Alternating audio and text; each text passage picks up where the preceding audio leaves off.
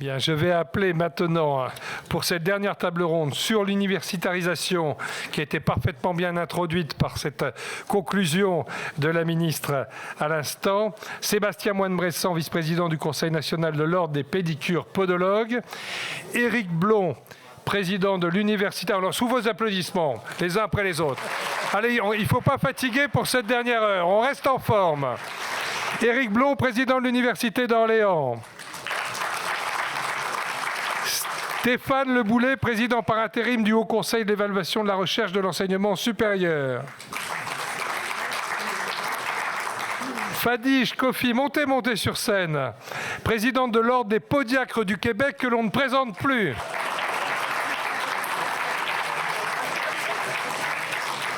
Patrick Deschéry, enseignant-chercheur. Et Étienne Panchou, kinésithérapeute, docteur en sciences de l'éducation. Pour terminer cette journée riche en échanges, nous allons aborder la thématique de l'universitarisation des formations sanitaires et médico-sociales. J'ai noté ce matin dans ton discours que ça prenait au moins un bon tiers de ton discours, donc c'est quelque chose de très important pour toi, cher Eric, et on voit des politiques qui veulent bien d'ores et déjà s'en emparer. Transformer les parcours de formation est aujourd'hui nécessaire pour adapter la pratique des professionnels de demain aux besoins des patients. C'est un enjeu d'autant plus important dans un contexte de désertification médicale et de tension en matière démographique médicale, voire paramédicale. L'universitarisation est ainsi un enjeu adressé depuis plusieurs années par les pouvoirs publics, mais qui nécessite de passer à l'échelle, notamment grâce à l'évolution de la réglementation. Nous aurons l'occasion d'en discuter avec nos intervenants qui vont également revenir sur des projets concrets, tout en permettant un pas de côté sur ce qui peut se faire ailleurs qu'en France. Avant de céder la parole à Sébastien Moine-Bressan, vice-président en charge de l'universitarisation et des relations extérieures, je remercie à nouveau tous les panélistes qui sont là sur cette table. Tous vos applaudissements.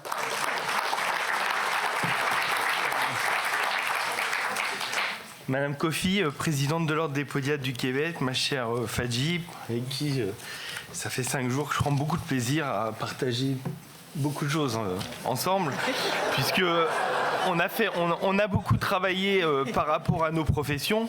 Monsieur le président de l'université Éric Blon, Monsieur Stéphane Le Boulet, président par intérim du Haut Conseil de l'évaluation de la recherche et de l'enseignement supérieur.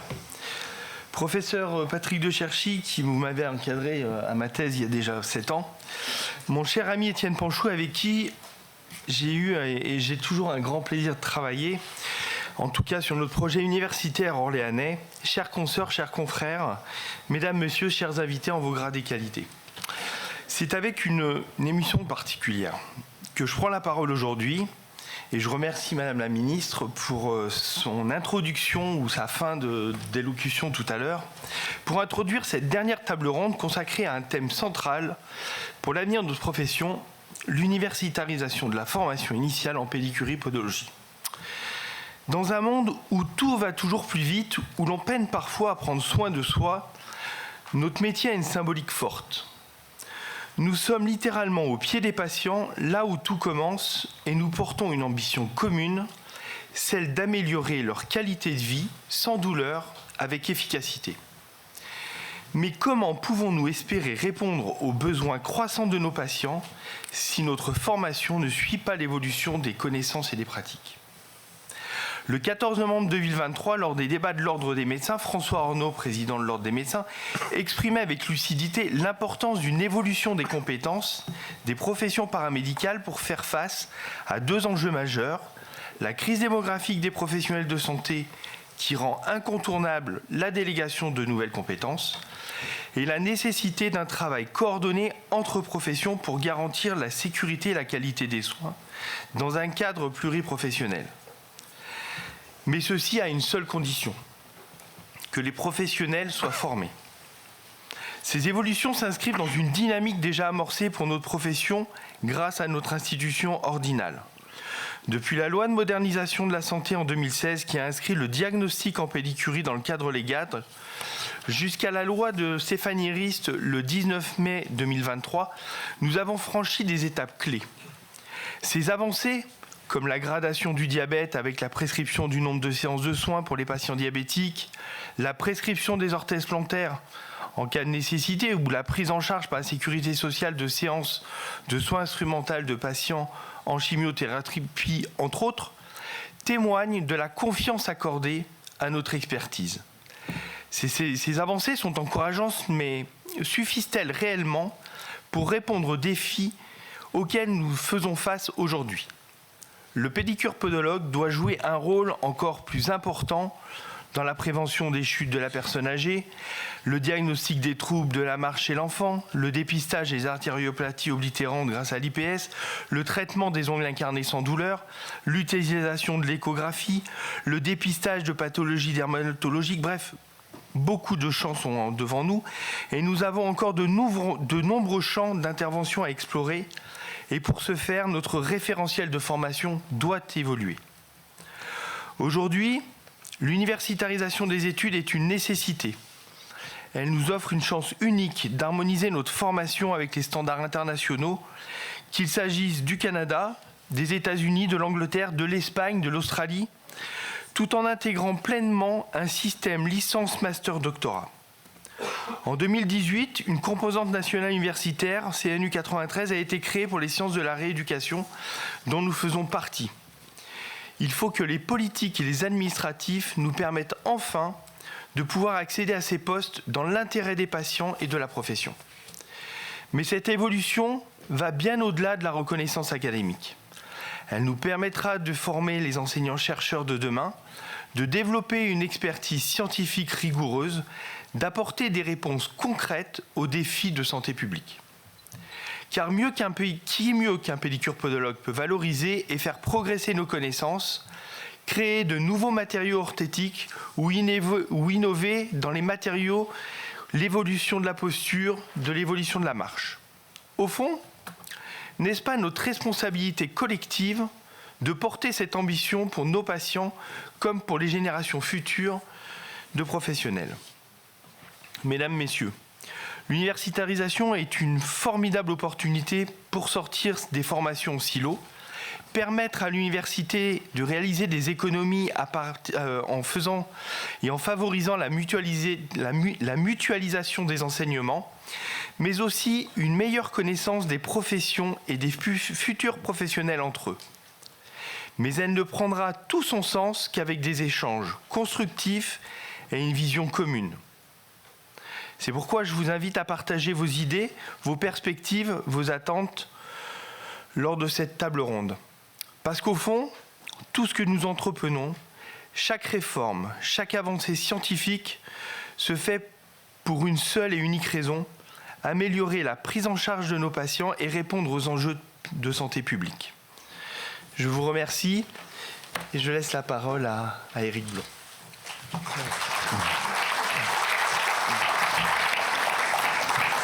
Bien, merci Sébastien. Moi, dans tes premiers propos, il y a une phrase que j'adore, ça devrait être votre signature marketing. On est au pied de nos patients. Franchement, c'est ça m'a marqué. Je crois qu'elle est totalement aujourd'hui très importante. Et tu l'as redit, parce que la ligne directrice est très claire, l'universitarisation, c'est une nécessité. Pourtant, j'ai répété tous les jours, j'ai réussi tout à l'heure. Et aujourd'hui, il faut aussi s'aligner sur d'autres pays pour demain avoir la licence, la maîtrise et le doctorat. Donc je sens aujourd'hui un débat qui se crée, deux, une interpellation très très forte dans la maison où on se trouve et l'autre pas très loin d'ici, l'Assemblée nationale, pour que ça bouge et que ça puisse se construire. Éric Blond, merci, nous sommes heureux de vous compter parmi nous. Félicitations parce que vous avez été réélu à la présidence de l'université hier, sous vos applaudissements.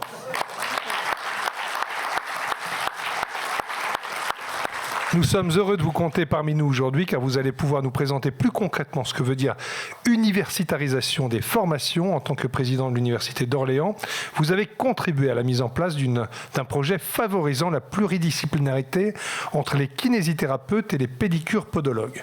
Après nous avoir présenté rapidement le projet, pourriez-vous nous faire part de votre retour d'expérience concernant cette mise en place et quelles seraient les prochaines étapes à mettre en œuvre pour aller encore plus loin en matière d'adaptation des formations aux besoins des professionnels professionnels de santé de demain. Et puis comme la question, comme pour tout à l'heure, je vous pose une autre question, puisqu'on vient de le découvrir, que pensez-vous de l'idée d'Agnès Firmin-Lebaudot de changer de ministre vous concernant?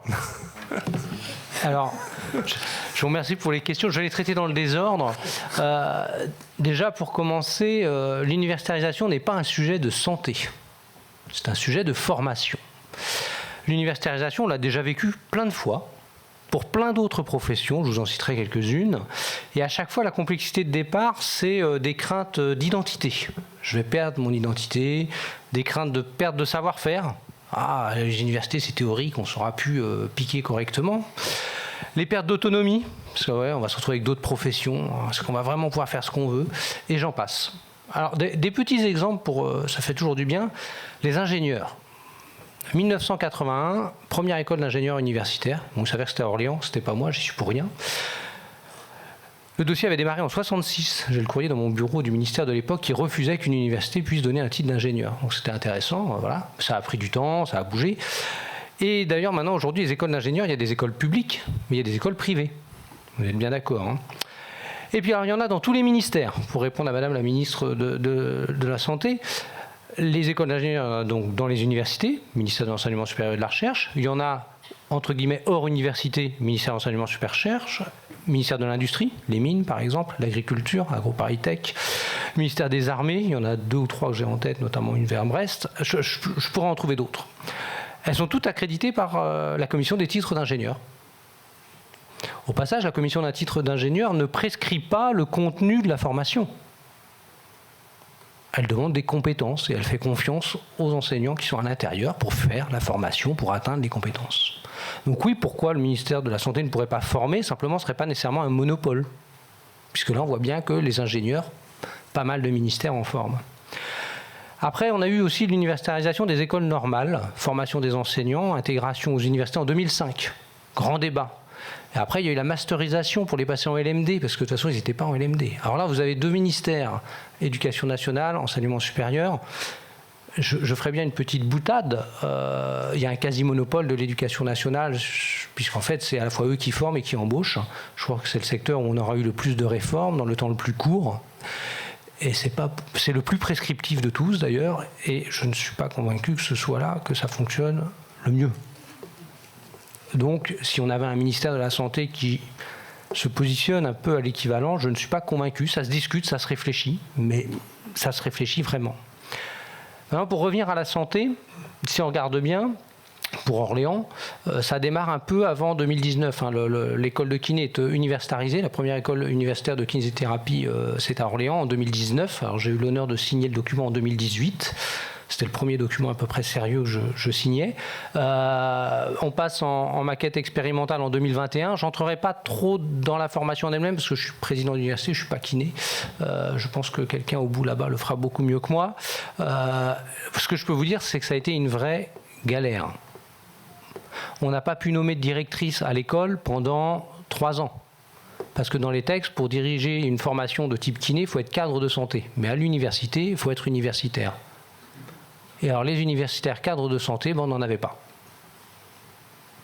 C'est des détails, hein, mais bon, ça n'a pas empêché de faire fonctionner l'établissement, je vous rassure. Mais c'est quand même des petits sujets.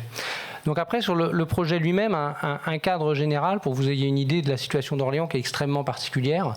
On a la chance de créer donc le CHU en octobre 2023, donc ce qui est assez unique en France, et de créer un département de formation médicale en 2022 avec l'ouverture du premier cycle, et puis on ouvre le second cycle en septembre 2025. On est très très particulier puisqu'on a donc un premier cycle de médecine, le deuxième cycle en cours d'accréditation. On a ouvert un diplôme universitaire de médecine générale, donc le troisième cycle, en novembre dernier, avant de faire le deuxième. Enfin bon, c'est une situation assez hors norme. Et nous n'avons pas de faculté de médecine, nous n'avons pas de doyen. Ni de doyen de médecine, ni de doyen d'odonto, rien. Alors c'est une boutade, mais je crois en même temps que c'est pour ça qu'on avance si vite. Et je pourrais vous expliquer le fond de la boutade. Tous nos politiques locaux ont demandé de faire une faculté de médecine. Alors moi je fais toujours la même plaisanterie, je souhaite qu'on n'ait jamais de faculté de médecine à Orléans. Je souhaite qu'on ait une UFR de santé. une UFR dans laquelle on est à la fois les professions paramédicales, les professions médicales, pourquoi pas les STAPS, je pense que ça aurait du sens, et peut-être même une partie de la biologie. Parce que quand on me parle du One Health, puis qu'on met la biologie d'un côté, la médecine de l'autre, enfin, moi je pense que voilà, ça pourrait être ensemble. On s'interroge beaucoup sur le fait qu'aujourd'hui, alors surtout que je ne viens pas du monde de la santé, donc c'est pratique, c'est pas en LMD. Déjà, ça interroge. Alors, je pourrais faire des comparatifs. On a les ingénieurs qui sont en 2 ans de prépa, puis 3 ans d'école. La médecine, c'est 1 an plus 2 ans, qu'on dit que ça fait un cycle complet de 3 ans. Bon. On pourrait comparer avec d'autres formations. Pourquoi on ne va pas vers une licence de santé? Parce que vu de l'extérieur, ça interroge. Ça interroge vraiment. On aurait une licence de santé, on pourrait imaginer des cours communs sur plusieurs spécialités. Alors je donne toujours le même exemple, je pourrais vous en donner 2 assez marrants, vous verrez. Mais si on prend l'anatomie, je pense qu'à peu près tous les professionnels de santé en ont besoin. Par contre, je pense que le niveau de qualification ne va pas être le même pour un futur chirurgien ou pour un psychomotricien. Eh bien, il s'avère que dans une autre vie, je fais aussi d'autres pratiques. Si vous allez à la Fédération française de plongée, vous avez ceux qui y vont apprendre à vider un masque quand on est sous l'eau. On n'attend pas la même qualité de geste en niveau 1 et en niveau 4. Mais c'est le même geste. Hein. On peut quand même s'interroger comment une fédération sportive arrive à avoir une approche par compétence avec différents niveaux de validation de la même compétence. Et puis nous, on n'y arrive pas. Donc ça, c'est un peu le projet qu'on porte. Alors je pense qu'Étienne développera un peu plus cette idée d'approche par compétences et vraiment d'avoir une maquette avec un maximum de cours communs. On l'a fait donc sur les kinés, on l'a travaillé avec les pédicures podologues. On a une belle maquette toute prête, hein, on peut les passer en 5 ans sans problème. Tout est écrit. Là, il nous faut juste une décision de nos ministères respectifs. C'est prêt. On est en train de le faire avec les psychomotes. C'est quasiment écrit. Donc ça pourrait démarrer, j'ai envie de dire, en septembre 25 si on avait les autorisations et les financements, bien évidemment. Mais en tout cas, sur le papier, c'est écrit. Et aujourd'hui, on est vraiment dans une situation d'attente, avec une chance inouïe. Alors là, je plaide pour ma boutique, vous m'en voudrez pas, je suis au Sénat, j'étais il y a quelques jours dans le bureau du ministre de la Santé actuel. Je pense qu'on est la seule université à pouvoir le faire, mais maintenant. Maintenant, parce que dans 3 ou 4 ans, nous aurons des doyens. Et là, ça se complique. Et je fais une petite remarque sur que j'évoquais ce matin. Les facultés de santé, enfin de médecine et autres, sont régies par un texte qui date de 1958 avec la création des CHU. C'est les seuls qui n'ont pas bougé. Hein. Ce sont les seuls. Même sur les règles de primes et de progression de carrière, les PUPH n'ont pas pu bénéficier des dernières évolutions de la LPR pour faire lien avec l'actualité récente. Donc on a vraiment un secteur de formation qui est dans une position difficile, voilà, mais en même temps qui est dans une autonomie énorme, puisque ils sont ni à l'hôpital. Alors il y a une blague comme ça, on sait, un chercheur, il a toujours une bonne excuse pour être à 2 endroits en même temps, puis comme ça, il est dans un 3e. Là, il y a le CHU, il y a la fac, et puis il y a le laboratoire. Donc et il y a une liberté totale. Pour finir, et pour lancer quand même quelques éléments, si on regarde bien, nous, dans les universités, on fait beaucoup de métiers. Des juristes, personne ne vient nous expliquer comment les former. Hein. Et je pourrais vous faire une liste infinie. Hein. Des biologistes, des chimistes, on forme plein de métiers. Personne n'est prescriptif à nous dire comment on doit les former. Les 2 domaines où on a le plus de prescriptions, où on a le plus de réformes et où on a le plus de mal, c'est santé et éducation. Et là, je m'excuse pour les élus qui sont parmi nous, mais pourquoi ? Parce que ce sont des sujets dont se sont emparés la politique, et à un tel point qu'on n'écoute plus les gens qui font les formations. Ça devient un enjeu politique, ça n'est plus un enjeu de formation. C'est pour ça qu'on a une réforme de la formation des enseignants presque à chaque nouveau ministère, et regardez les réformes d'études de santé, on n'a pas... on rediscute encore et on ne sait pas où on va aboutir. Et je pense qu'il y a un moment, il faut que ces sujets, certes ils sont politiques, mais là où il y a un point quand même, et je défends ma boutique et c'est normal, il y a un point où les universités savent faire, c'est la formation et la recherche. Et donc voilà, ce qui doit être prescriptif, c'est sur les compétences, à notre sens, et ça, ce sont les professionnels, donc c'est l'ordre national, c'est la CTI, ce sont les professionnels qui connaissent les compétences dont il y a besoin. Par contre, sur la manière de former, ce sont les formateurs. Merci, professeur. Parce que je me permets de couper parce que je vous ai dit tout à l'heure... En tout cas, vous avez une maquette toute prête, vous êtes quasi en expérimentation, il suffit que quelqu'un appuie sur le bouton pour valider, et si possible, pas attendre qu'un doyen pour le faire. Le message est très clair. Stéphane Le Boullay, vous êtes président par intérim du Haut Conseil de l'évaluation de la recherche et de l'enseignement supérieur, mais vous avez également exercé des fonctions au ministère de l'enseignement supérieur, notamment sur la thématique de l'universitarisation. Pourriez-vous ainsi revenir sur les étapes encore être... Comment ça marche? Oui, merci pour cette invitation et merci à Madame la Ministre pour son introduction de tout à l'heure. D'abord, je corrigerai, je n'étais pas en mission pour le seul ministère de l'Enseignement supérieur, j'étais en mission pour la ministre Agnès Buzyn et pour la ministre Frédérique Vidal.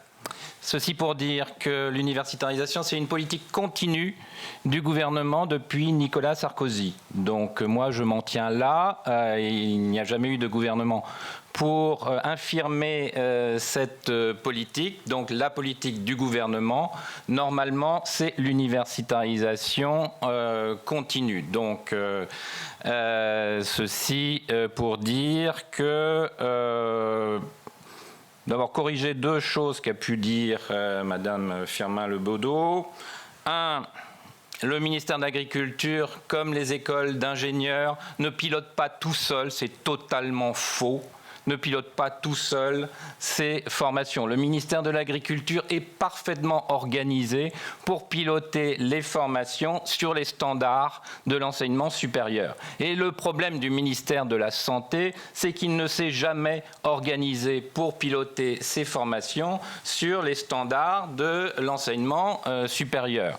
Donc c'est la réalité. Le ministère de l'Agriculture a une direction générale de la recherche et de l'enseignement supérieur.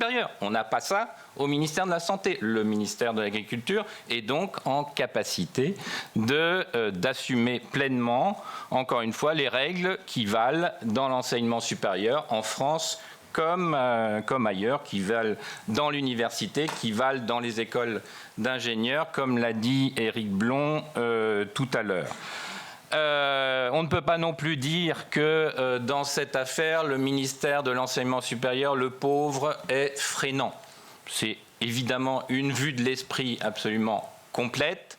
Le ministère de l'Enseignement supérieur est souvent suiviste dans cette affaire, sauf dans des périodes où les planètes sont alignées, où les conférences évidemment effectivement sont alignées, où les ministres sont alignés, où les acteurs intermédiaires sont alignés. Cette période, on l'a vécue entre 2015-2016 et en gros le Covid, où l'ensemble des acteurs étaient alignés et où l'on a pu avancer. Et je vous confirme que la politique du gouvernement était celle de l'intégration universitaire. Vous avez entendu Agnès ce matin, Agnès, hospitalo-universitaire.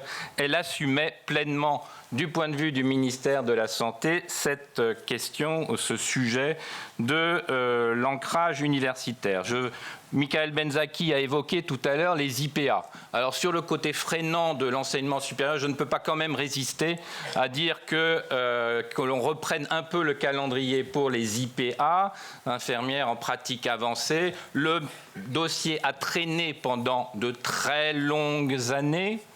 On a eu un texte dans la loi Touraine en 2015-2016 qui posait les bases législatives. Il a fallu attendre juillet 2018 pour avoir les décrets sur les IPA. Les formations ouvraient dans les universités en octobre 2018. Donc les universités n'avaient pas de texte, mais ont néanmoins préfiguré très vite ces formations d'IPA. En 3 mois, c'était fait.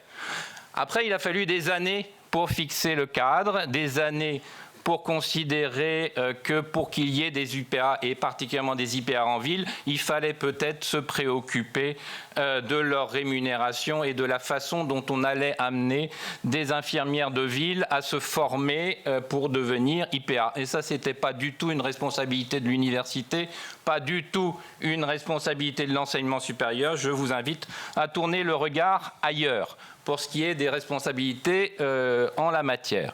Donc il faut être un peu sérieux dans ces affaires. Encore une fois, ce n'est pas moi qui parle, c'est la politique du gouvernement qui a toujours été affirmée. Aucun gouvernement n'a dit qu'il fallait revenir en arrière. Si le ministère de la Santé avait voulu s'organiser, on pouvait tout à fait se passer de l'université. L'université, contrairement à ce que certains peuvent croire, n'était absolument pas demandeur ou demanderesse dans cette affaire. L'université n'a jamais cherché à mettre la main sur les formations paramédicales.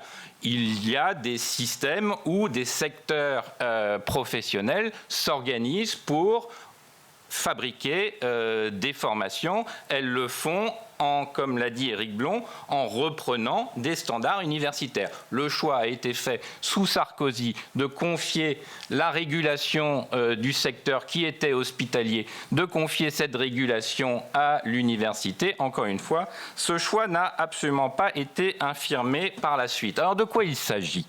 Quand on parle d'universitarisation, il ne s'agit pas que l'université fasse quelques cours dans un cursus par ailleurs géré classiquement.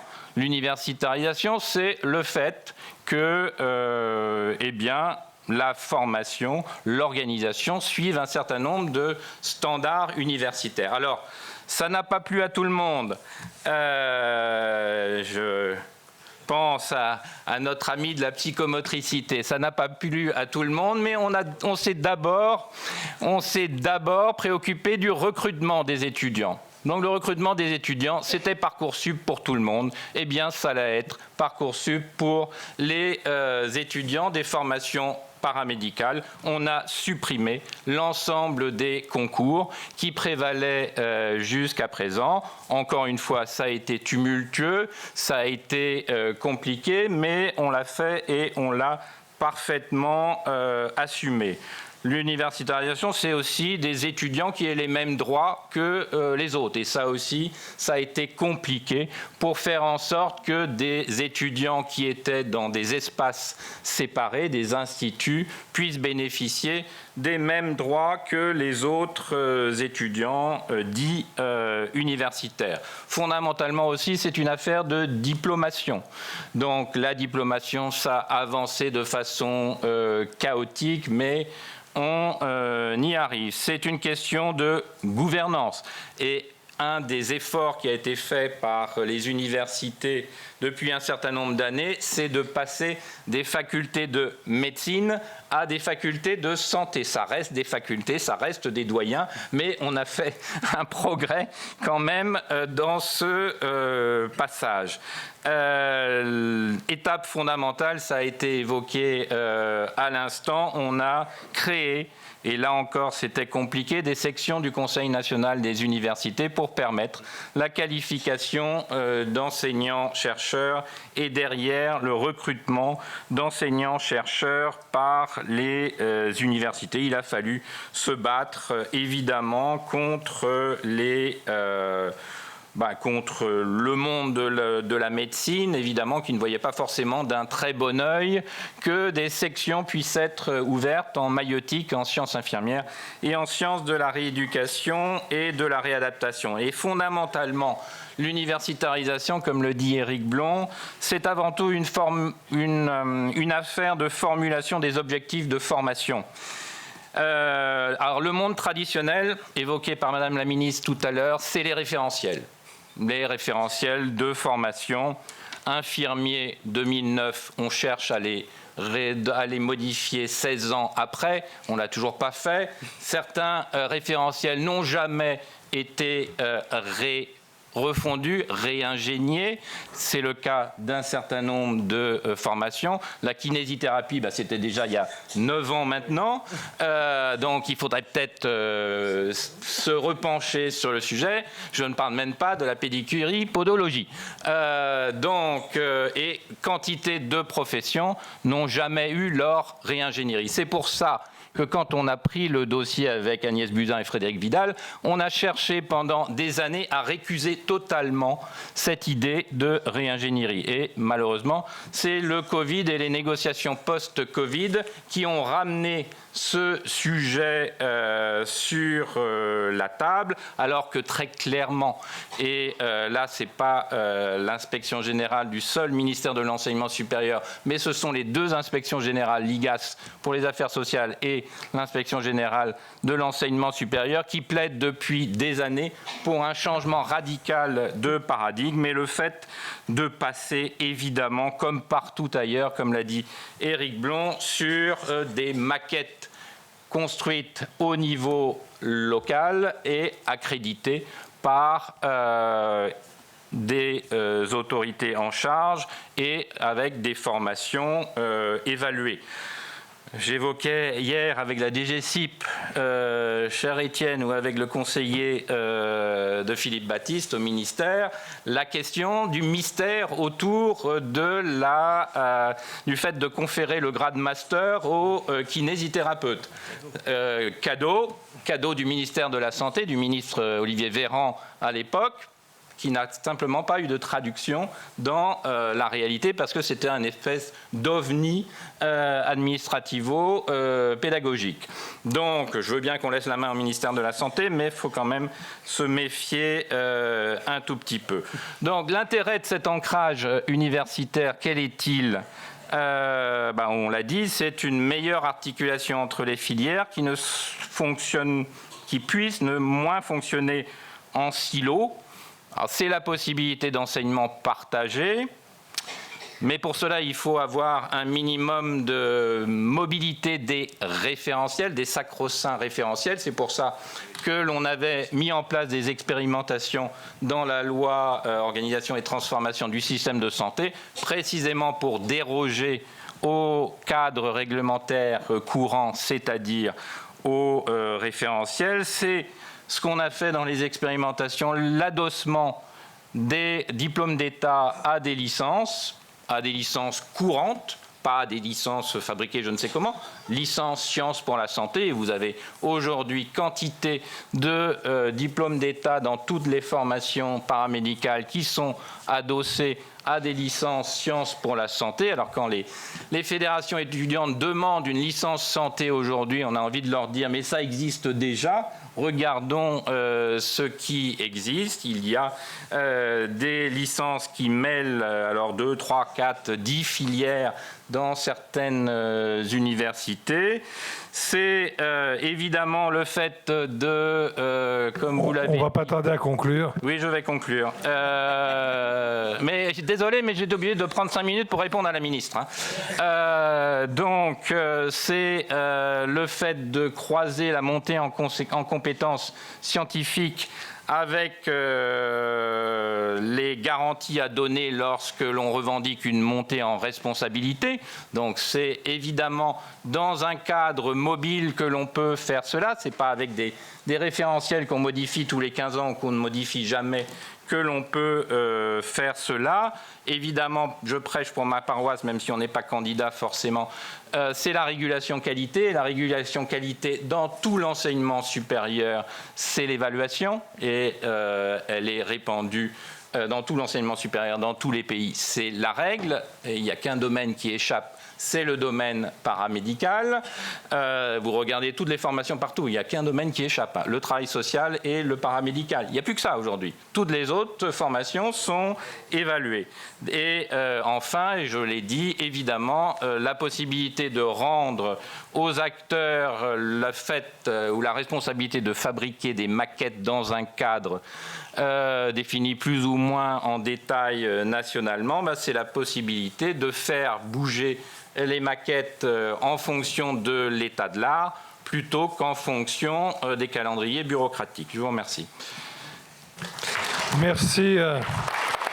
Monsieur le Président, on a vu que Madame Le Bodo a ouvert un vaste débat qui a valu un tout petit peu de contradiction. Tout le monde a noté que vous étiez 100% d'accord avec elle. Non, je plaisante. Mais en même temps, vous avez tracé quelque chose d'extrêmement clair. C'est avant tout une affaire de formalisation des objectifs de formation. Donc on voit bien aujourd'hui qu'il y a besoin de savoir où on veut aller, comment on y va. J'ai noté quand même qu'à chaque fois qu'il y a eu des frottements, c'était jamais très très simple dans les milieux universitaires avec des frottements politiques. Mais que si on demande du temps au temps, on finit par y arriver, mais indéniablement, il faut se parler. Monsieur Patrick Descherchi, j'aimerais vous interroger sur les intérêts de l'universitarisation des professions de rééducation en matière de recherche et de production de littérature scientifique, qui demeure un champ relativement vierge dans notre pays. Pourriez-vous aussi nous présenter les opportunités de l'universitarisation en matière d'accès à la recherche pour ces professions? Je vous mets à l'aise, je sais que vous avez un TGV ou un avion, je ne sais plus, mais je crois qu'on est dans les temps. Maintenant, si vous devez filer avant la fin, au moment des questions, ne soyez pas du tout gênés, ne ratez surtout pas votre transport. Merci beaucoup. L'avantage de prendre la parole après Monsieur Blond et Monsieur Le Bouler, c'est qu'un certain nombre de choses ont été dites, et donc ça me permet d'écourter finalement mon intervention. Alors, j'ai été amené, il y a quelques temps, donc, à présider un groupe de travail auprès de la HAS concernant donc, la mise à jour des recommandations donc, destinées aux pédicures-podologues, notamment sur le pied de la personne âgée. Et un des constats donc, que j'ai pu faire, c'est que la majorité donc, des publications scientifiques, la quasi-totalité des publications scientifiques dans le domaine sont issues donc, de travaux qui proviennent donc, d'Amérique du Nord. Donc il y a très très peu donc, de recherche en France, et notamment en ce qui concerne donc, la pédicurie podologie. Alors, la question que l'on peut se poser, c'est pourquoi donc, les pédicures-podologues, à l'issue des 3 années de leur formation, ne souhaitent pas, ou très peu d'entre eux, donc, souhaitent poursuivre donc, leurs études et aller donc, jusqu'au doctorat. Et donc, la première réponse que l'on peut donner, finalement, c'est à la suite des 3 années, donc il faut intégrer un master. Mais quel master intégrer? Donc à l'heure actuelle, donc il n'y a pas donc une offre donc de formation spécifique pour les pédicures-podologues. Et donc les pédicures-podologues sont obligés finalement de se tourner vers d'autres masters. Alors ça peut être des masters en sciences de l'éducation, ça peut être des masters en sciences du sport par exemple, des masters en neurosciences. Et donc ils sont obligés donc dans un premier temps donc de passer donc par ces masters qui ne correspondent pas peut-être pas forcément au master qu'ils souhaiteraient donc suivre.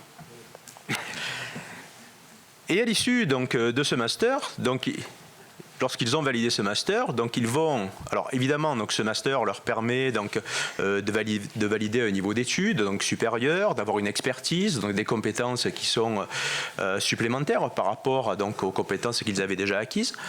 Ça leur permet également de se réorienter, mais à l'issue de ce master, donc lorsqu'ils décident donc d'intégrer donc le monde de la recherche et donc de s'inscrire en doctorat. Donc là encore, donc, ils vont devoir s'inscrire dans une école doctorale qui n'est pas forcément donc, spécifique à leur spécialité. Et donc là encore, donc, ils doivent donc, s'inscrire dans une école doctorale qui relève donc soit des sciences du sport, soit des sciences de l'éducation ou une école doctorale donc, de neurosciences par exemple. Et donc, à partir de là, donc, ils vont se retrouver donc, dans un laboratoire pour faire de la recherche, mais dans un laboratoire qui n'est pas, donc là encore, forcément, donc, dont les thématiques de recherche ne sont pas forcément donc, spécifiques donc, à la pédicurie-podologie. Et donc, ils travaillent sur des sujets de thèse qui, finalement, ne correspondent peut-être pas donc, tout à fait à ce qu'ils souhaiteraient donc, faire. Et donc, lorsqu'on fait ce constat, Donc, pourquoi finalement il y a très peu de pédicures podologues qui s'engagent finalement dans la poursuite des études et qui vont jusqu'au doctorat? Si rétrospectivement on regarde un petit peu, pourquoi à mon sens, je pense parce que finalement il n'y a pas d'offre de formation spécifique qui leur soit destinée. Alors il y a tout de même des pédicuropodologues qui ont la volonté d'aller jusqu'à la thèse, de soutenir une thèse. Donc c'est une bonne chose, puisque le fait de soutenir déjà une thèse, ça leur permet là encore d'acquérir des compétences, un certain nombre de blocs de compétences qui sont reconnus au répertoire national des certifications professionnelles. Mais aussi, ça leur permet également de produire du savoir, de produire des innovations qu'ils vont réinvestir dans leur profession. Mais aussi, ça leur permet également de s'ouvrir à l'international, mais aussi de travailler avec d'autres spécialistes dans d'autres domaines. Et donc ça favorise la pluridisciplinarité, l'interdisciplinarité ou la multidisciplinarité. Donc vous voyez que pour pouvoir finalement arriver jusqu'au doctorat, c'est un petit peu le parcours du combattant pour le pédicuropodologue. Et une fois qu'il a son doctorat, il a évidemment des possibilités d'intégrer le milieu de la recherche, d'avoir une qualification auprès du CNU et ensuite d'accéder au métier de l'enseignement supérieur, au métier des enseignants-chercheurs. Mais là encore, réside un autre problème. Certes, il y a désormais un CNU qui permet de qualifier ces professionnels finalement qui ont eu un doctorat. Mais l'autre problème, c'est le manque de laboratoires spécifiques. Il y a différents laboratoires en France qui appartiennent au CNRS, qui appartiennent à l'INSERM, qui sont rattachés aux universités. Mais il n'y a pas de laboratoire à proprement dit en pédicurie-podologie.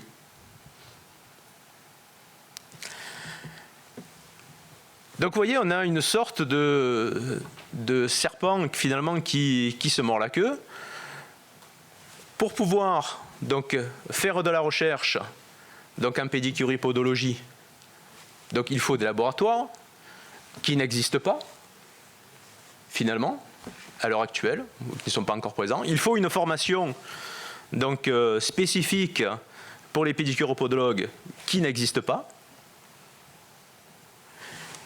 Et finalement, comme le disait une intervenante ce matin, il ne faudrait pas que soit finalement le terrain de jeu d'autres puissances, d'autres puissances étrangères.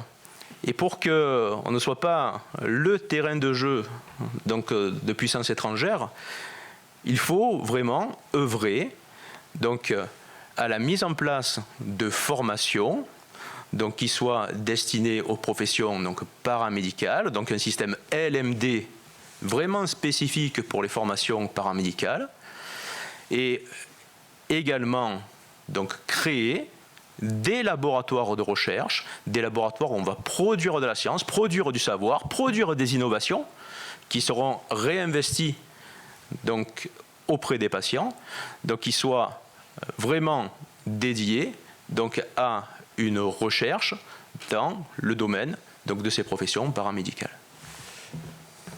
Merci.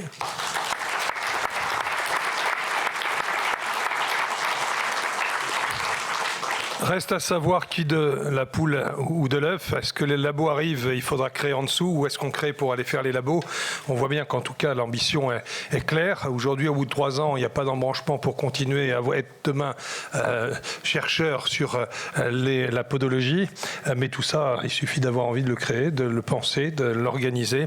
Ça laisse pas mal de boulot à tout le monde, mais on voit bien l'importance pour tirer aussi vers le haut vos métiers. Étienne Panchou, vous êtes kinésithérapeute, enseignant-chercheur et notamment chargé de mission formation pédicure podologue à l'Université d'Orléans. Vous avez notamment contribué à la mise en place de la formation pluriprofessionnelle à Orléans. Est-ce que vous avez des premiers retours des étudiants à nous partager? Je vous ai fait un petit diaporama, donc je vais essayer de passer les diapos tout seul. Bonjour, merci de l'invitation. Oui, alors, en dehors des premiers retours, on va essayer de voir comment on peut construire, à l'image de ce que disait Stéphane Le Bouler, quelque chose qui soit à peu près cohérent et lisible pour tout le monde. Donc en fait, ce qui se passe à l'Université d'Orléans, on a un contexte qui est qu'on a donc une expérimentation en cours dont je vais détailler un peu les contours à travers la proposition qu'on va faire pour la podologie. Aujourd'hui, moi je suis docteur en sciences de l'éducation et ça me semble assez normal que l'enseignement supérieur forme. C'est quelque chose d'assez logique en fait. Et je suis même gêné lorsque on n'utilise pas les sciences de l'éducation pour former. C'est quelque chose qui m'a souvent dérangé quand j'étais étudiant. C'est quelque chose qui me dérange encore quand je vois les maquettes très prescriptives du ministère de la Santé qui utilisent des modèles pédagogiques comme l'approche par compétences avec des outils pédagogiques qui sont contraires à l'approche par compétence. Et là, pour moi, c'est une dissonance cognitive que je retrouve comme dans mes études où je me disais, c'est marrant, je vais en cours et après, il y a le terrain. Et c'est pas la même chose. Et bien, c'est exactement pareil dans les maquettes. Il y a la maquette prescriptive du ministère et il y a la réalité de la formation qu'il faudrait qu'on fasse, quoi. Et là, on a un petit gap. Donc nos systèmes de santé sont en évolution et j'ai mis quelques citations quand même de gens qui travaillent à la pédagogie au niveau international, en l'occurrence Nicolas Fernandez qui est canadien, qui explique que aujourd'hui, c'est un peu mon intervention de ce matin avec Madame Buzyn, c'est de dire il faut qu'on transforme la formation. Alors, les bagarres de ministère, je dirais, moi, c'est pas mon sujet aujourd'hui, mais ce qui est sûr, c'est que c'est compliqué pour l'instant. En tout cas, c'est trop complexe. Il faut que ce soit plus simple, parce que nous, à Orléans, c'est vrai qu'on attend un petit peu juste qu'on appuie sur le bouton pour que ça se passe. Donc, comment ça marche à Orléans?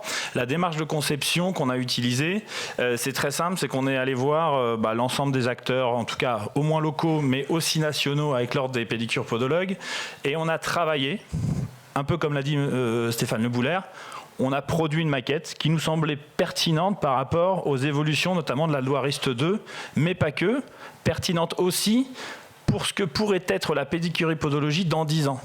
Alors pour moi, c'était très facile, comme je ne connais pas bien votre métier, votre profession, et ben en fait, j'ai réuni la commission universitarisation et puis je les ai fait travailler sur le sujet. Parce que je ne me serais pas permis, évidemment, de vous projeter dans le futur avec ma faible connaissance de votre profession. Donc, une fois qu'on implique les acteurs, après, on se dit, il y a des expérimentations en cours, on va voir ce qui se passe. Quel est le premier retour, du coup? Je réponds en partie à la question. Et on a eu une journée de retour des expérimentations au ministère de l'Enseignement supérieur et de la Recherche, et j'ai pris note d'axes d'amélioration potentiels. Dans ces premières expérimentations, c'est-à-dire qu'on a libéré les énergies et on a dit au terrain, proposez des choses, on les accepte pas, et on évaluera. Eh ben, on a eu un retour en 2024 et on s'est servi de ce retour pour améliorer un petit peu ce qu'on pouvait proposer. Et on voit que dans les axes d'amélioration, il y a quand même toujours cette complexité organisationnelle. Et je crois que Stéphane Le Bouler en a un peu parlé.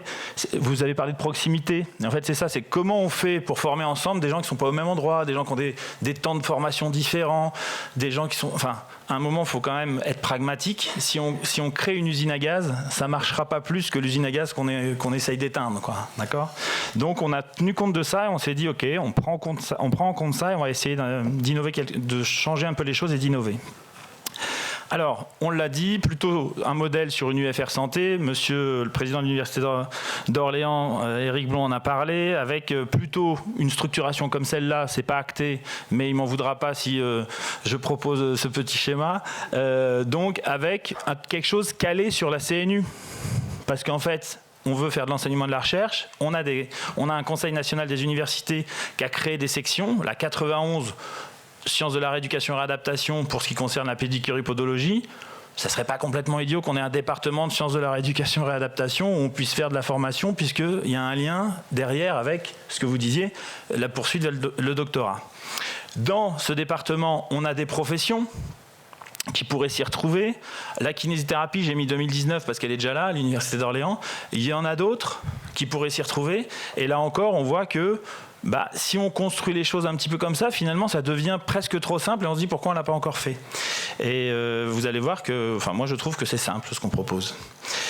4 axes forts sous l'impulsion justement de Madame Buzyn à l'époque déjà, l'interprofessionnalité, l'adaptabilité des maquettes, l'innovation pédagogique.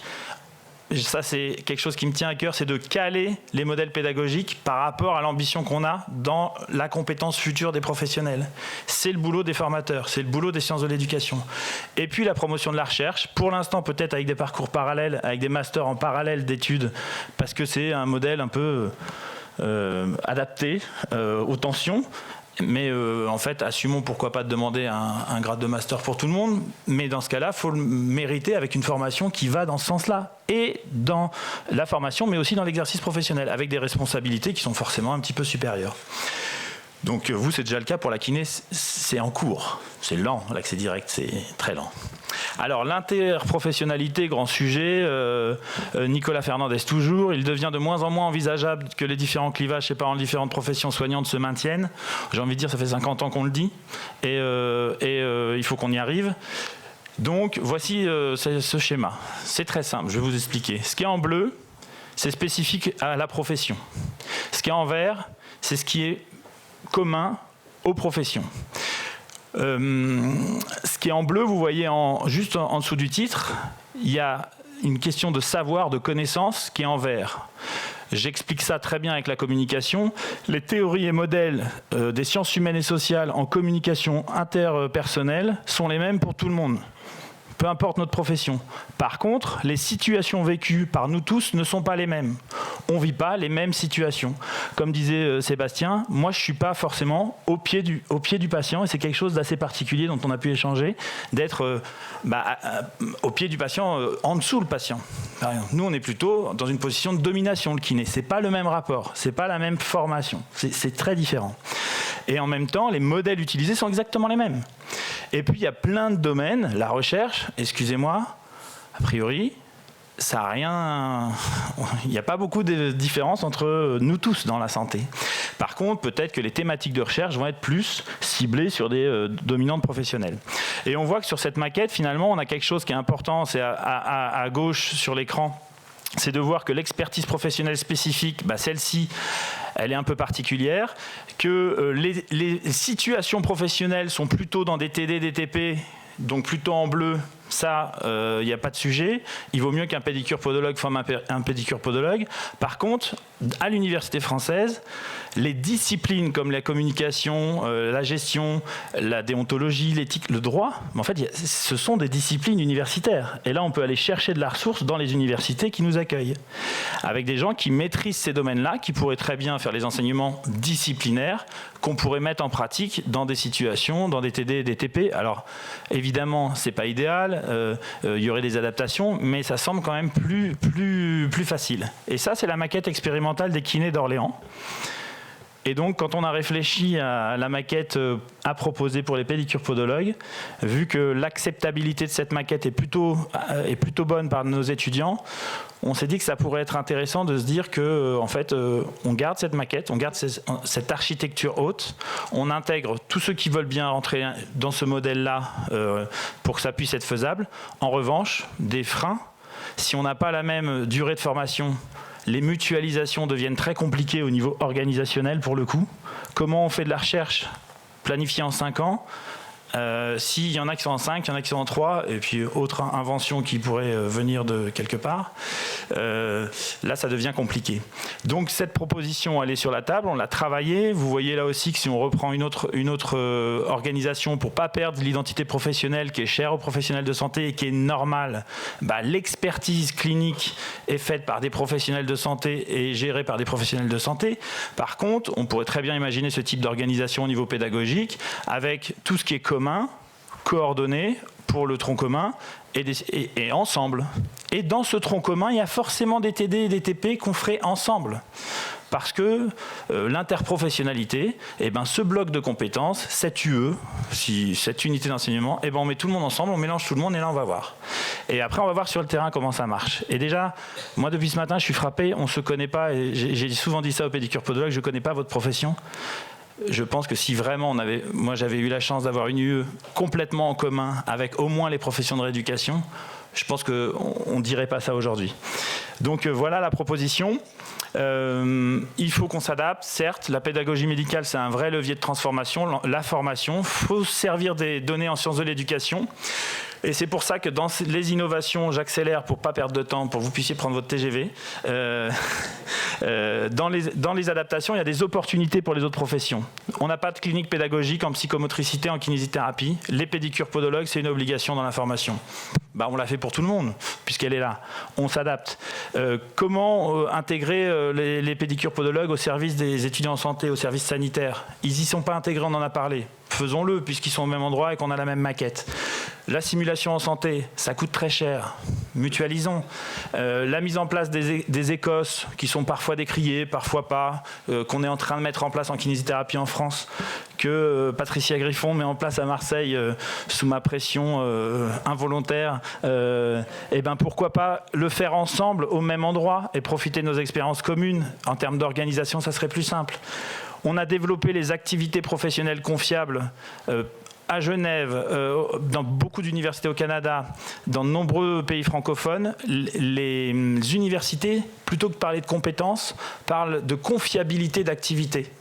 Donc on a créé avec l'Ordre des pédicures podologues les activités professionnelles confiables en pédicurie podologie pour pouvoir valider les compétences à travers des activités et non plus valider des compétences qu'on ne comprend pas nous-mêmes. Une activité, on sait la confier et dire j'ai confiance en toi, tu peux la faire, ça veut dire qu'il est compétent. Et par contre, dire compétence 1, qu'est-ce que tu en penses? Là, on est tous embêtés pour valider les compétences. Et donc, cette innovation pédagogique qui est en train d'être utilisée, comme on l'avait mis dans la maquette des kinés, on l'a travaillé pour les pédicures podologues pour qu'il n'y ait pas de complexité au niveau administratif dans les stages qu'on va faire, pour que les feuillets de stage, on est allé jusqu'à là dans la proposition, puissent être les mêmes. On va essayer de conclure maintenant. Je conclus avec des masters parallèles, mais j'en ai parlé. 3 points clés, c'est très simple. C'est aligné pédagogiquement et c'est EBP pédagogie. Practice, c'est vous. Moi, c'est la pédagogie, je m'en suis occupé. C'est adapté et adaptable en permanence, comme l'a dit M. Le Bouler, aux évolutions des professions. Il y a un décret qui tombe, on change la maquette. C'est pas dur. Et puis surtout, on a des acteurs engagés et impliqués, à l'image du président de l'université qui est là. Donc voilà, je vous remercie. J'ai été long, mais ça valait le coup, je pense.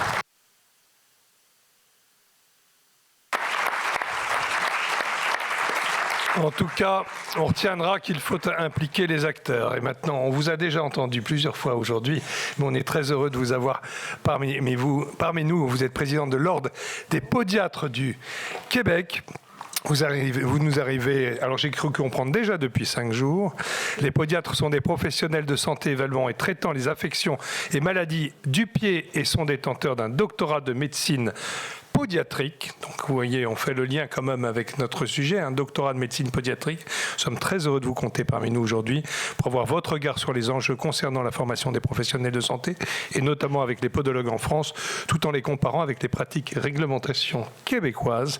Pourriez-vous également, dit et en introduction de vos propos, nous expliquer rapidement la différence entre le podiatre au Québec et le podologue en France? En quelques mots, OK. Tout d'abord, comme vous l'avez bien dit, on est ici depuis lundi, donc on travaille fort depuis lundi pour trouver des pistes de solutions. Et je voudrais vraiment, au nom de mes collègues Barbara et Ludovic, remercier Monsieur le Président Éric Proulx, plutôt Éric Proulx ici, Monsieur le Vice-président Sébastien Lemoine, Monsieur le Vice-président Guillaume Bouillard, Madame Patricia Griffon, Monsieur Gilbert Legrand aussi de nous avoir reçus et tous les autres collègues français qu'on a rencontrés durant nos périodes de travail. Donc, on a trouvé que l'accueil que nous avons eu était extraordinaire et votre générosité nous a beaucoup touchés. On en a parlé justement hier. Je me suis même permis de rêver à un monde où je pourrais librement venir travailler en France et voir des podologues français venir travailler au Québec et pratiquer la podiatrie parce que le champ de pratique n'est pas le même. Donc, nous, au Québec, on s'appelle des podiatres. Et bien sûr, je me suis dit que certains parmi vous pourraient me ramener une bouteille d'eau pétillante de Reims que nous a fait goûter Sébastien. Mais pour cela, la profession doit rehausser sa formation et les droits de pratique doivent changer. Comme l'a si bien dépeint le professeur Oustric de l'Ordre des médecins, on doit justement s'assurer d'avoir une formation avant d'avoir les droits de pratique. Donc, les deux vont ensemble. Alors, je vais commencer avec notre présentation. Donc, ça, justement, c'est la photo de ma graduation. Je ne savais pas que c'est celle-là que vous aviez. Un instant. Parfait. OK. Alors, donc, le modèle québécois d'universitarisation de la médecine pédiatrique vs la pratique professionnelle, en fait, c'est que nous, grâce à notre formation universitaire, on est capable de travailler, de pratiquer le tout acte dont je vous parlais ce matin.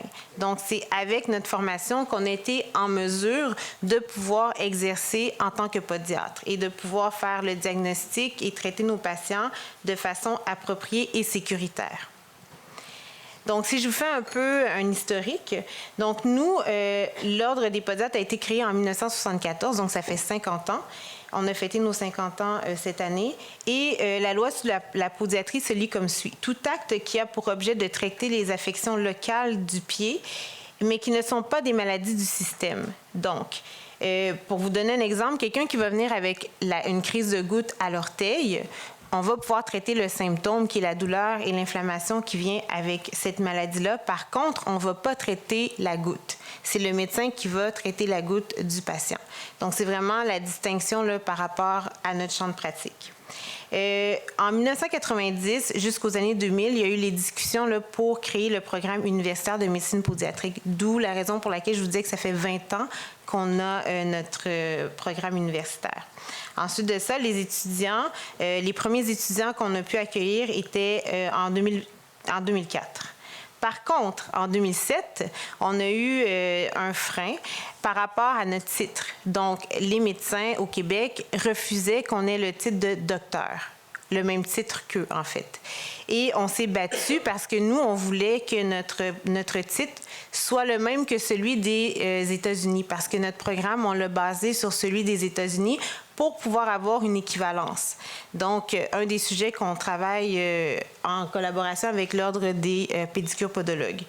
Et je pense que c'est crucial de pouvoir avoir une équivalence. Donc, pour ça, il faut que les programmes universitaires se ressemblent pour qu'on puisse avoir une mobilité de main-d'œuvre et on puisse avoir la latitude aussi de pratiquer. Puis de parler aussi le même langage. Et bon, ce problème-là a été réglé, ce qui a fait en sorte qu'en 2008, on a pu avoir la graduation de la première cohorte de médecins pédiatres. Et comme on disait, il y a toujours des freins. Même si on a la compétence par notre formation de pouvoir poser des actes, ça ne veut pas dire que la loi a suivi. Donc nous, pendant plusieurs années, donc vous voyez de 2008 à 2020, on ne pouvait pas prescrire les antibiotiques. Le problème était qu'un patient va venir nous voir dans notre bureau, on peut faire la chirurgie d'ongle incarné, mais s'il y a une infection, on doit renvoyer le patient vers son médecin. Tout à l'heure, on parlait de pertinence du soin. Vous voyez que ce n'est pas pertinent de voir le patient, de ne pas pouvoir faire l'acte qui va le soulager, de le renvoyer voir son médecin pour avoir la prescription de l'antibiotique. Et le patient revient nous voir pour faire la chirurgie d'ongle incarné. Donc, on s'est battu pendant plusieurs années. Et ce n'est seulement qu'en 2020 qu'on a été capable d'avoir la prescription des médicaments qui a vraiment changé notre pratique, qui a rehaussé aussi notre standard et qui nous a donné une certaine notoriété et une confiance. Donc, tout à l'heure, on parlait de confiance pour déléguer des actes. Donc, en ayant cette loi-là sur les médicaments et les analyses de laboratoire pour pouvoir mieux diagnostiquer les patients, on est en mesure de pratiquer un peu plus librement notre profession. Et tout à l'heure, on parlait de dossiers numériques. Nous, en 2022, on a eu accès au dossier de Santé Québec. Ça veut dire que maintenant, un patient qui vient dans mon bureau, je n'ai pas besoin d'appeler le pharmacien ou le médecin pour savoir quels étaient les résultats de ses bilans sanguins il y a 3 mois. Je peux directement avoir accès à ces bilans sanguins. Ça donne une autonomie. Donc, les enjeux sur la mobilité de la main-d'œuvre, j'en ai parlé tout à l'heure. Donc, ce qui est important, ce que moi je retiens pour vous, c'est qu'il faut que votre diplôme se calque sur le gold standard, dans le sens où est-ce que les cours que vous allez prodiguer aux futurs pédicures-podologues doivent ressembler au standard mondial pour que vous puissiez avoir le même langage, pour que les gens puissent faire confiance aux pédicures-podologues. Donc, nous, un des problèmes, c'est qu'on n'a pas poussé pour avoir la résidence chirurgicale que les États-Unis ont. Donc, maintenant que vous êtes en train de réfléchir à tout ça, je pense que ça vaudrait la peine de s'asseoir pour voir jusqu'où vous pourriez aller, de ne pas vous limiter au minimum que vous pouvez recevoir, demander le plus possible. Comme ça, vous allez pouvoir avancer plus rapidement et ne pas vous retrouver 20 ans plus tard comme nous, encore en train de chercher pour avoir la chirurgie osseuse. Donc, c'est un conseil là, que je retiens pour vous. Aussi, on parlait d'intégration dans une faculté de médecine parce que si on veut enseigner, je pense que, quand on parle de pluridisciplinarité, il faut être dans un endroit où est-ce qu'il y a les autres professions de la santé et faire un partage des connaissances dans le sens où est-ce, comme la pharmacienne le disait ce matin, on veut que les autres professions connaissent notre profession. Donc, si on est en silo dans des écoles et qu'on n'est pas avec les autres professions, il n'y a pas de partage. Et je pense que si ce partage-là commence à même l'éducation, on va être habitué de travailler ensemble et quand on va graduer, le médecin va dire « Ah, moi, j'ai eu un podologue dans mes cours. Bien, tu sais quoi, toi, va voir le podologue. C'est pas moi qui dois te traiter. » Donc, je pense que ça va aider aussi à faire en sorte que les gens puissent travailler plus ensemble. Puis aussi, l'autre chose qu'on a eu comme enjeu, c'est qu'il fallait avoir une pérennité pour notre enseignement. Donc, nous, on a dû s'associer avec un collège de médecine pédiatrique à New York, donc pendant 10 ans, pour assurer la pérennité de l'enseignement, puis s'assurer aussi qu'on allait avoir un corps professoral. Donc, pour conclure, j'aimerais m'adresser à vous, président d'ordre des professions médicales. Je trouve que vous avez l'immense honneur d'être des acteurs facilitateurs du parcours du soin des pieds de vos patients. Ces derniers vous font confiance de les protéger en tout temps en leur offrant des soins pertinents et de la meilleure qualité possible en temps opportun. Donc, le bon professionnel au bon moment. Vous avez le devoir de vous impliquer en ce sens. Pour ce faire, il faut avoir toutes les données. Si vous ne connaissez pas l'étendue du champ d'expertise et les compétences des pédicures-podologues et que ça vous freine dans le libre partage des soins du pied du patient, faites vos devoirs, informez-vous en allant leur poser les questions nécessaires et participez à la formation des pédicures-podologues dans leur parcours universitaire, car ce partenariat sera crucial pour la réussite de cette universitarisation. Et vous, membres élus au gouvernement, je ne sais pas s'il y en a encore, vous avez le rôle suprême de décision. C'est vous qui permettez aux professionnels de la santé de poser ou non un acte pour le soin du patient. Pour conclure, vous tous participants de ce si intéressant et énergisant colloque, j'aimerais que vous preniez quelques secondes pour regarder votre voisin ou votre voisine. Faites-le. Je vous regarde. Parfait. Oui, je vous regarde. Donc, ma question pour vous, c'est qu'est-ce que vous avez vu? Est-ce que vous avez vu un pied ou 2 pieds? Non. Vous avez vu un humain. Mais ce dernier est venu avec ses pieds. Donc, on a tous utilisé nos pieds pour venir ici. Et donc, pour s'assurer que cet être humain, que nous sommes tous et toutes, soit en mesure le plus adéquatement possible et le plus longtemps possible, avec le moins de douleur possible, se déplacer durant les 20 prochaines années, parce que la ministre nous a dit qu'on a augmenté notre espérance de vie de 20 ans. Donc, il faut qu'on puisse être capable de faire ça avec le progrès de la médecine. Donc, le travail et la collaboration entre nos deux organisations ne va pas s'arrêter aujourd'hui. Je pense qu'il débute cette semaine et va perdurer de nombreuses années, je l'espère.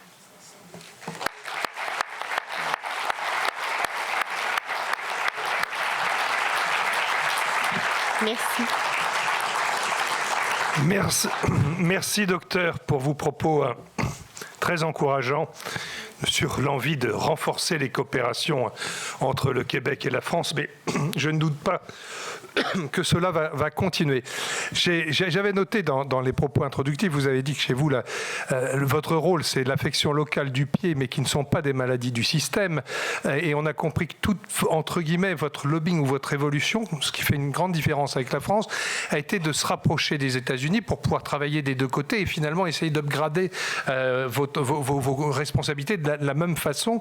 Par contre, il y a quelque chose qui est très clair, et ici on est au Sénat, qui est exactement la même chose que chez nous, c'est votre dépendance par rapport aux évolutions législatives, puisqu'on l'a vu tout à l'heure, 2007, 2008, 2020, 2022, c'est en effet l'ensemble de ces décisions, elles sont portées par les pouvoirs publics, et il a fallu négocier pour arriver en effet à petit pas par petit pas avancer pour en être là aujourd'hui. En tout cas, c'était formidable de vous entendre. Moi, je suis encore plus bluffé par le monde qui est encore dans la salle à la fin de cette journée.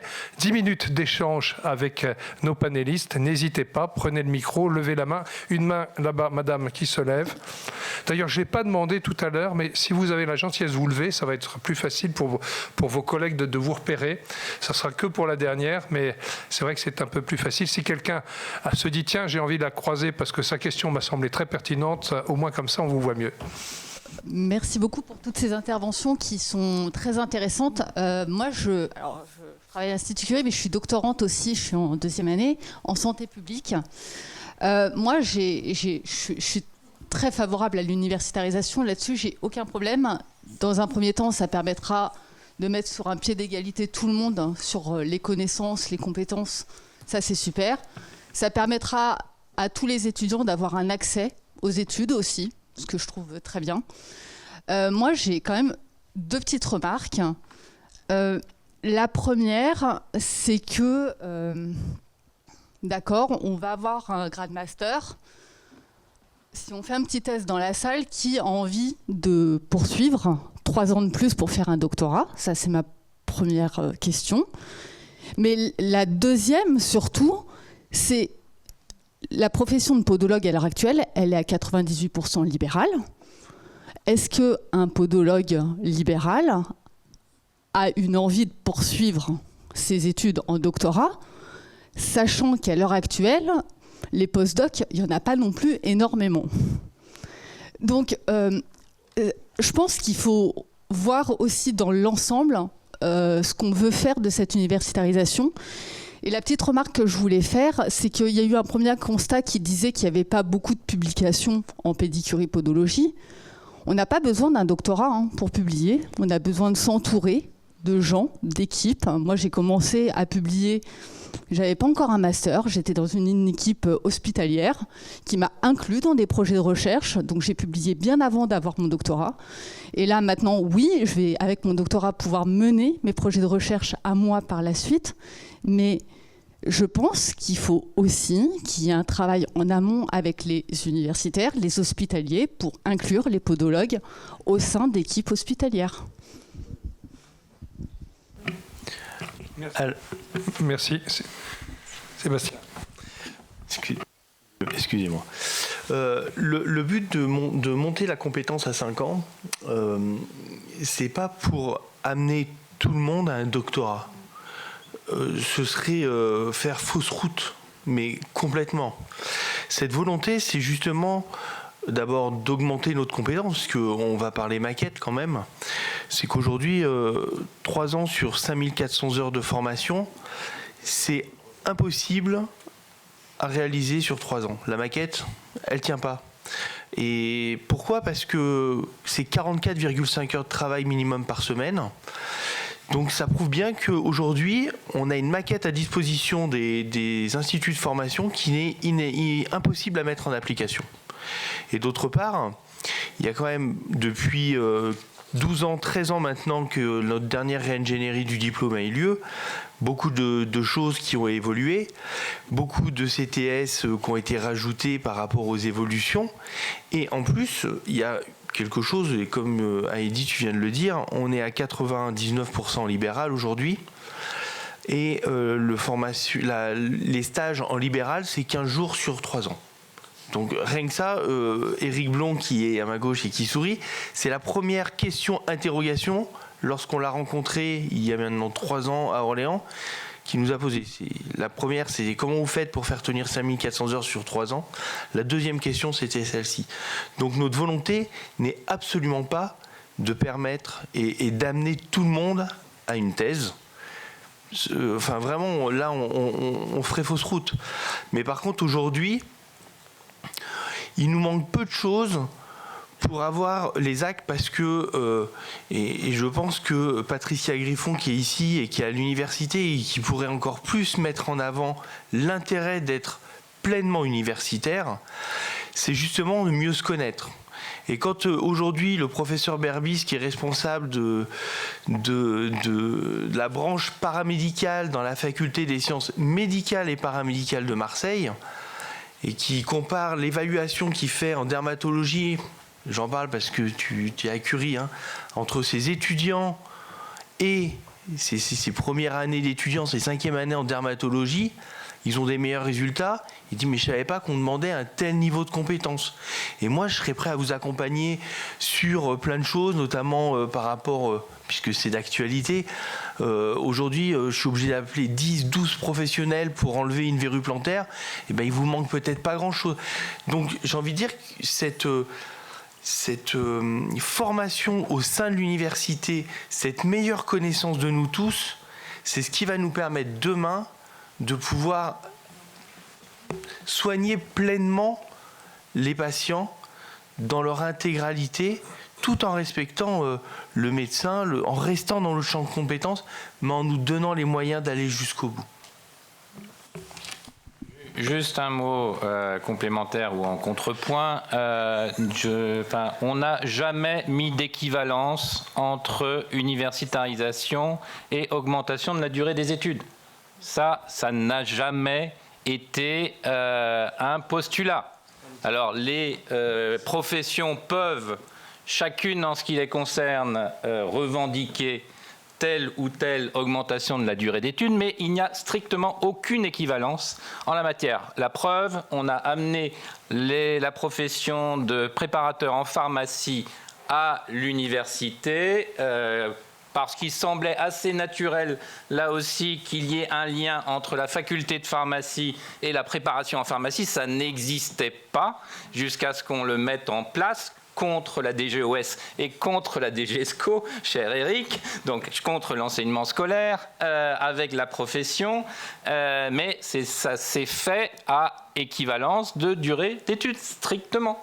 On n'a pas augmenté la durée des études de préparation en pharmacie parce qu'il y a des réalités économiques derrière que l'on ne voulait pas perturber dans cette affaire.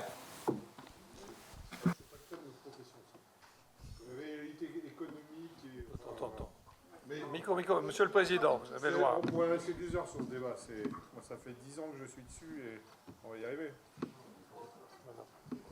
Alors, vas-y. Oui, pardon. Alors, allez-y. Oui, bon, je suis Madame Griffon, je suis Patricia Griffon, donc la responsable de la formation à Aix-Marseille Université. Et donc pour renforcer ce que dit Sébastien, justement concernant les volumes horaires, et pour reprendre ce que disait sur la formation Étienne, le référentiel tel qu'il est, Monsieur Le Bouler, à 5400 heures, c'est pas, il est totalement contre-productif pour la formation de nos étudiants, parce qu'un tel volume horaire n'est pas compatible avec une formation absolument correcte et pousse forcément à faire des coupes sombres, comme certains établissements pourraient le faire, dans la formation pour pouvoir donner la possibilité aux étudiants d'acquérir progressivement en 3 ans toutes les connaissances qu'on leur demande. Donc il y a ce volume énorme. Je veux bien qu'il n'y ait pas de lien avec entre la longueur des études et le volume horaire, mais quand on voit qu'une formation fait plus d'heures en 3 ans que certaines en 4, on peut s'interroger sur ce problème-là. Ce qui n'a pas de sens, c'est les 5400 heures. Voilà. Mais ils existent dans le référentiel. Quand on parle de standards universitaires, la question du nombre ou de la tranche dans laquelle on se situe pour définir une formation de licence, pour définir une formation de master, il y a des standards universitaires en la matière. Alors je veux bien, comme le demandait la ministre tout à l'heure, qu'on laisse la responsabilité au ministère de la Santé, mais la responsabilité laissée au ministère de la Santé, c'est par construction l'accumulation. Voilà, on accumule, on stratifie les besoins définis en termes de nombre d'heures et on traduit tout cela dans, je ne sais pas si vous avez vu, cher Eric, un référentiel de formation, évaluation de ces professions. Je connais bien celui des IFSI, c'est quand même 150 pages. 150 pages quand Eric disait tout à l'heure que dans des professions par ailleurs réglementées, prenez le droit, profession réglementée s'il en est, eh bien vous n'avez pas de définition par le menu de toutes les unités d'enseignement qui doivent être déployées dans une formation de droit, et derrière chaque unité d'enseignement, vous avez une page dans le référentiel de formation infirmier, une page qui va vous décrire non pas les compétences attendues, mais l'ensemble des éléments qui vont décrire l'unité d'enseignement. Quand on a fait le décret expérimentation, on a été très scrupuleux et le ministère de la Santé a été obligé de l'endosser sur le fait que ce que l'on appelait dans cette affaire, c'est le fait qu'après avoir torturé les référentiels, comme le disait Étienne, eh bien, ce soit des compétences qui soient reconnaissables. Ce ne soit pas ce qui est dans un référentiel classiquement. Si je peux me permettre d'intervenir, il y a une espèce de mythe en France comme quoi la qualité de la formation serait liée au nombre d'heures passées par l'étudiant assis en cours ou en TP. Les grands chiffres qu'il faut avoir en tête, c'est qu'une formation d'ingénieur sur 3 ans, c'est moins de 2000 heures. Et pourtant, c'est un diplôme qui est hyper réglementé, totalement reconnu. Nous-mêmes, moi je suis un peu, entre guillemets, âgé, quand on faisait des DEA, ex-master 2, on avait quoi ? On devait avoir 350 heures de cours dans l'année. Et donc, il y a un moment, il y a aussi une part de la formation qui est du travail personnel. C'est aussi ça, l'universitarisation, c'est une remise en cause peut-être de l'approche pédagogique et de la façon d'apprendre. C'est aussi apprendre à apprendre. Et ma réaction sur le volume d'heures, c'est juste que de tête, quelqu'un qui suit un tel volume d'heures, il rentre le soir, je ne sais pas ce qu'il fait. Oui, mais ça, c'est un débat. Notre ami podiatre voulait intervenir aussi. Attends, peut-être complémente sur ce sujet. Allez-y. Je m'excuse, je ne veux pas vous contredire. Moi, je suis ingénieure mécanique avant d'être podiatre. J'ai suivi les 2 formations. C'est vrai que pour être ingénieur, le nombre d'années d'études est moindre que celui de podiatre. Mais la différence entre ingénieur et podiatrie, c'est que podiatrie, c'est quand même un métier qu'on doit apprendre avec des heures pratiques. Donc, les heures théoriques, mais aussi les heures pratiques qu'on doit compter. Donc, nécessairement, la formation prend plus de temps. Donc, on ne peut pas comparer les deux, selon mon humble avis. Ah, ça tombe bien, parce que j'ai un passé qui ressemble au vôtre. Quand on pourrait parler formation par apprentissage, est-ce que toute la pratique doit se faire à l'école ? Il y a vraiment une réflexion de fond. Il y a vraiment une réflexion de fond sur l'ingénierie pédagogique.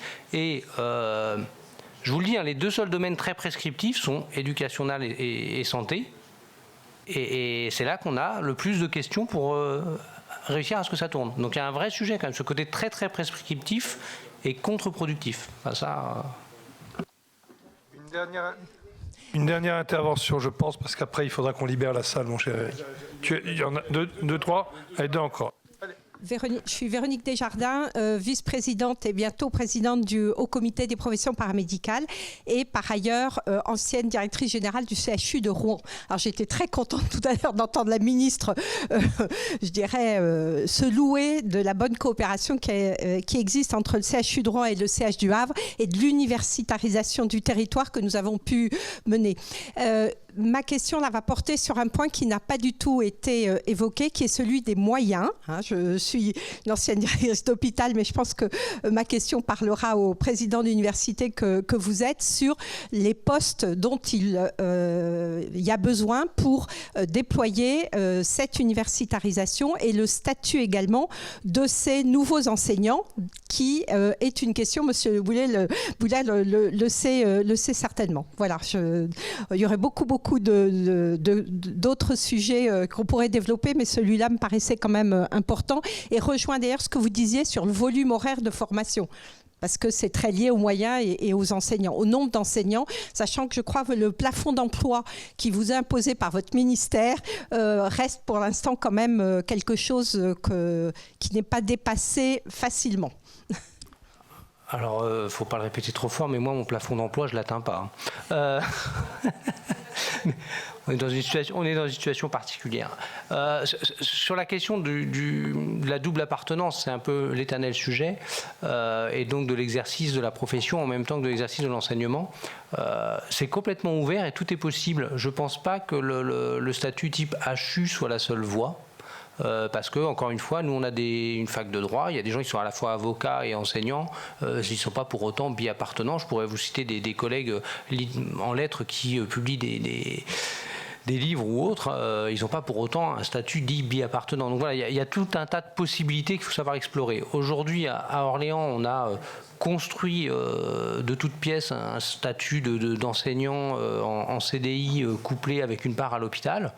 Ça marche pas si mal. On a aussi pas mal notamment chez les kinés, on a pas mal de libéraux qui ont en plus un contrat avec l'université. Donc ils ont les deux. Donc pour l'instant, on fait vraiment du sur-mesure.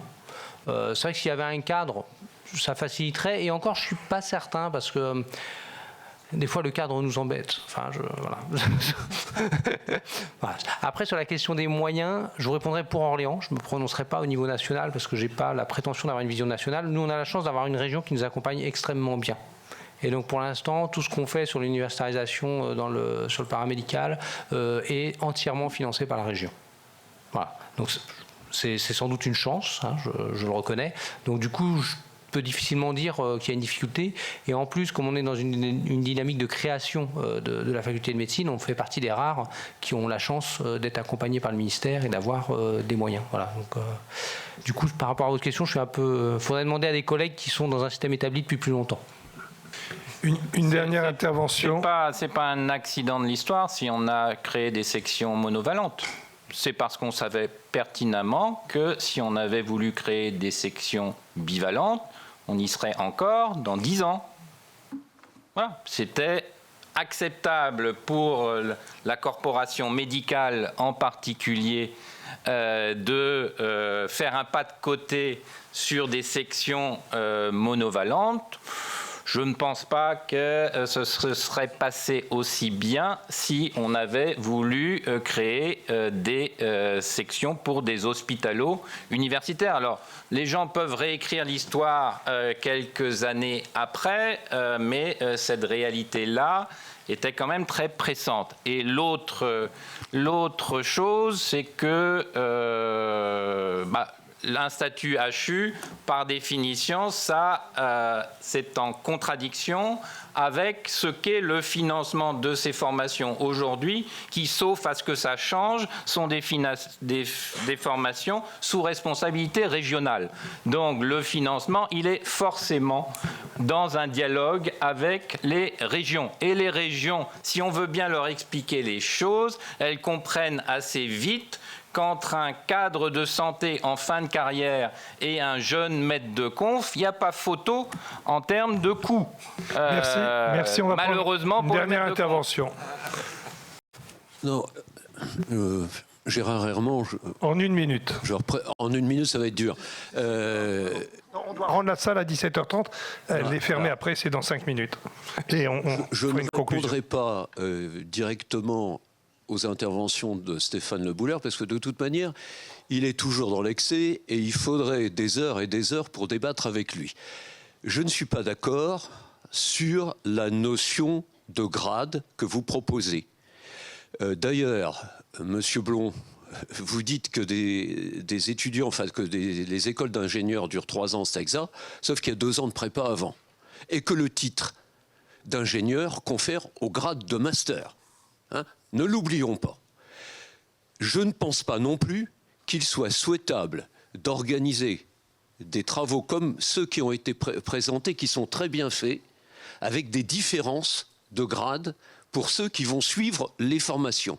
Enfin, j'ajoute que nos niveaux de compétences et les exigences de savoir de toutes nos professions de rééducation ont évolué de manière considérable depuis un certain nombre d'années et qu'elles nécessitent un savoir et des connaissances qui sont bien plus importantes que celles que l'on avait avant. Et le refuser, le nier, eh bien c'est grave, me semble-t-il, pour les patients. Voilà. Merci Gérard.